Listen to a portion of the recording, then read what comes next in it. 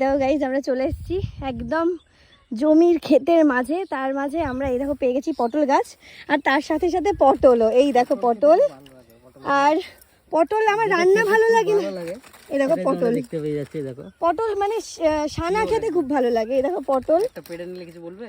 কি হবে বলো, তোমাদের তো গাছের, মামাদের গাছের। একটা সুন্দর পটল পেড়ে নিই। দেখো তাহলে আমিও পারবো,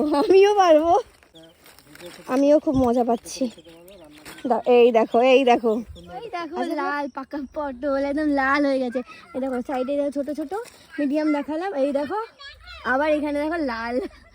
ও মাই গড, লালটা পারবে না পাকাটা, ফেলে দেবে? ও এই তো পারছি আমি, এই তো এই নাও পটল, এটা এটা এই নাও। ওই দেখো তুলতে গেছে পটল, ওইখানে মাছ। আচ্ছা তোমাদের কিছু বাজার থেকে কিনতে হয় না বলো? খাই না তো। হ্যাঁ না না, এগুলো খুব ভালো, অর্গ্যানিক না, মানে এগুলো খুব ভালো, নিজের গাছের বাড়ির খাবার। আমরাও পাই, যদিও আমাদেরকেও পাঠায় মামা।